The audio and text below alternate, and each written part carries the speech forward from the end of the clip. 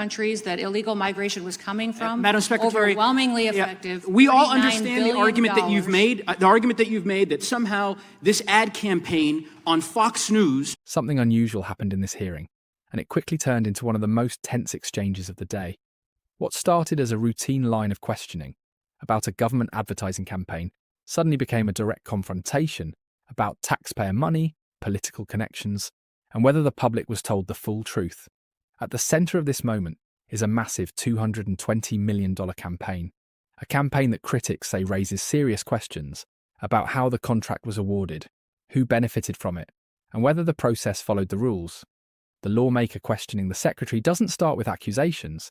Instead, he slowly builds the case, step by step, confirming facts, introducing documents, and then raising the possibility that something about this deal may not add up. Watch the full exchange carefully. Because every question, every answer, and every pause reveals something about how political battles in Washington really unfold. I'm going to ask you some questions about it, Madam Secretary. So, as I understand it, this is a $220 million ad campaign. It's split between two contractors. One of those contractors got $143 million. That contractor is called Safe America Media, correct? Correct. Okay. That company is affiliated with a former political director of the National Republican Congressional Committee. Now, yesterday you testified, I think I'm quoting you right, you said, quote, or in reference to this contract, that, quote, it went out to a competitive bid. Do you stand by that statement? It was a no-bid contract where two vendors were. It was a no-bid chosen. contract. If it would have been a no-bid contract, if I'm using that correctly, it goes out to two different vendors. Correct. So it was not a competitive. Let me try to explain what the discrepancy, because a competitive bid is very different than a no competitive bid, and I'll just explain why. We know that your testimony yesterday, when you said, again, I'll quote, it went out to a competitive bid, is untrue. The reason we know it's untrue is because under federal law, your agency is required, whenever the agency decides to skip competitive bidding, to file a notice with the public explaining why. And in this case, your agency filed a notice. You're aware of that, right? Justification and approval for other than full and open competition. Your agency made a decision not to proceed with competitive bidding, and one of the contractors that got the award was this Safe America Media Company that received $143 million. Many vendors got the chance to look at that contract and to participate in it. Well, so that is why the two of them were chosen. That's inaccurate, Madam Secretary. I'll read from the notice from your agency. Given the immediate action to significantly reduce illegal immigration and border crossings, DHS identified 4 companies. 4 of the hundreds of thousands of companies in the United States, you identified 4. One of those is this Safe America Media Company. Where is Safe America Media headquartered? I don't know. I don't know either, Madam Secretary. We can't find it. We can't find a website.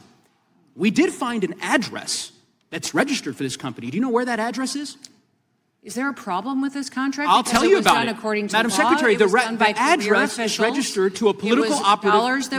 Madam Secretary, the company, and then I'll give you an opportunity to respond. The company is registered to a political operative in Virginia. Do you know, just by way of example, whether this company that received $143 million in taxpayer dollars, has it ever done work for the government before? I don't know. I can't. The answer is it has not. And do you know why we know that? Because it was incorporated 8 days before this contract went out. You want the American people to believe that this is all above board? Yes, that $143 million of taxpayer money just happened to go to this one company that doesn't have a headquarters, doesn't have a website, has never done work for the federal government before, and is registered, apparently, or attached to a residence from a political operative. And of course, one of the subcontractors of that contract, as you know, is a political firm that's tied to you back when you were governor of South Dakota. The reason why I ask these questions is that this is taxpayer money. And I presume, I don't know this for a fact, but Senator Tillis noted yesterday the way in which your agency is blocking the Inspector General from 11 different investigations that it is trying to conduct. I don't know if this happens to be one of them. I certainly hope it is, because eventually the facts will become public in this regard.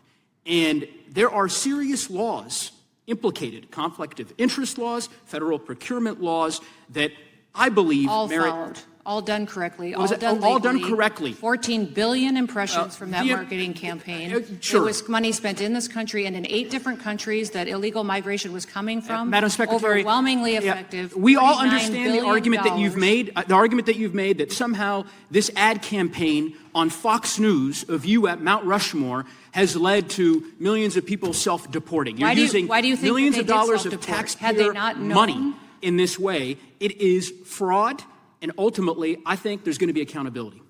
Now that you have seen the full exchange, it becomes clear that this moment was not just about one advertising campaign. It was about accountability, credibility, and how government decisions are explained to the public. The questioning strategy used here is extremely deliberate. The lawmaker begins with something simple: a confirmation. Are you familiar with the ad campaign? That opening question may sound basic, but it serves an important purpose. In hearings like this, members of Congress often establish shared facts first. Once the witness confirms familiarity, the questioning can move forward, without the possibility of claiming later that they didn't know the details. Then the conversation shifts toward the phrase that drives the entire exchange: competitive bid. In federal contracting, this phrase matters enormously. A competitive bidding process means multiple companies openly compete for a contract. A non-competitive process means the agency chooses from a limited group, or bypasses open competition altogether. The lawmaker references testimony given earlier, repeating the Secretary's claim that the contract went through a competitive bid. That repetition is intentional, because the next step is introducing evidence that suggests otherwise. When the congressman brings up federal requirements for agencies to explain why they skip full competition, the tone of the hearing changes. The conversation is no longer about policy messaging, it becomes about procurement law, and that shift is where the political tension really begins. The next strategic move is narrowing the focus. The lawmaker introduces the contractor name, Safe America Media, and attaches a number to it: $143 million. By isolating that company and that amount of money, the discussion suddenly feels more concrete. Instead of talking about a large campaign in general, the focus becomes who exactly received the money. Then comes one of the most dramatic moments in the exchange: the question about where the company is headquartered. When the Secretary says she does not know, the lawmaker immediately expands the narrative. He claims the company has no visible website. He points to an address linked to a political operative, and then introduces another striking detail. The company was incorporated only days before the contract opportunity appeared. That sequence of information is not random. It is a rhetorical technique used often in oversight hearings. Introduce facts gradually, each one increasing the tension, each one suggesting a deeper problem.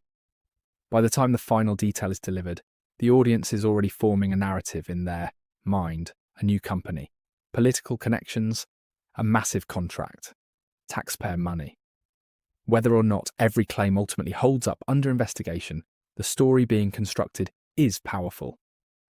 But the Secretary responds with a completely different strategy. Instead of debating every claim individually, she pivots to the campaign's results. This is a common response from executive officials during congressional oversight: focus on outcomes. The Secretary emphasizes that the advertising campaign generated billions of impressions. She argues the campaign reached audiences in multiple countries, and she claims it played a role in discouraging illegal migration. This reframing shifts the argument entirely. Instead of discussing procurement procedures, the focus becomes policy effectiveness. In simple terms, her defense is that the campaign worked. So the debate turns into two competing narratives. One side is talking about contracts, documents, and legal procedures. The other side is talking about results, impact, and policy success. Both narratives are designed for different audiences. For the lawmaker conducting the questioning, the goal is to show aggressive oversight, to demonstrate that someone in Congress is watching closely when large amounts of taxpayer money are spent. For the administration official, the goal is to defend the legitimacy of the department's actions and to reinforce the idea that the campaign served a real policy purpose. Then the conversation moves to another sensitive issue, the Inspector General.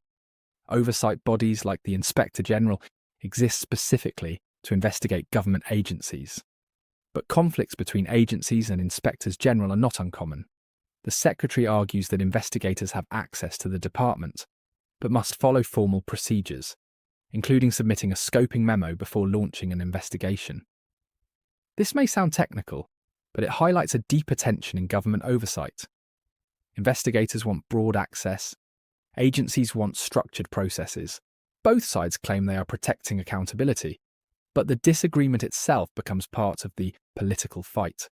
Moments like this spread quickly online because they combine several powerful elements at once: a heated exchange, large sums of money, allegations of political connections, and questions about transparency.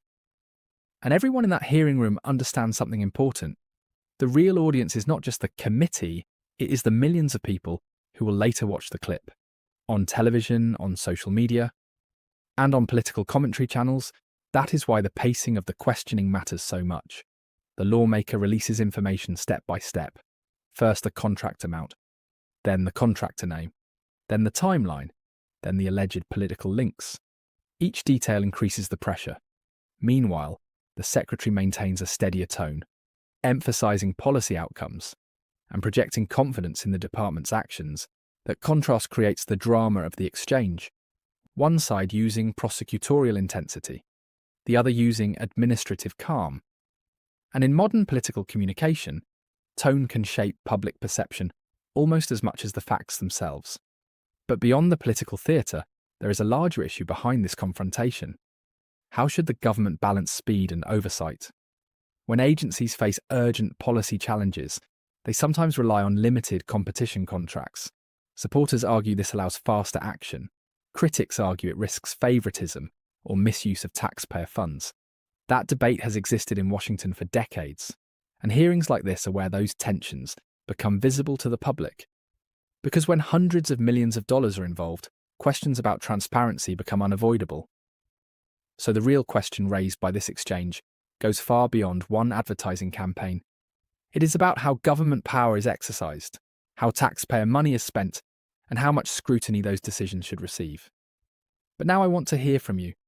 After watching this confrontation, do you think the concerns raised about this contract deserve a deeper investigation? Or do you think the focus should be on whether the campaign actually achieved its policy goals? Let me know what you think in the comments. And if you want more breakdowns of major political hearings and confrontations like this, make sure you subscribe and turn on notifications so you never miss the next analysis.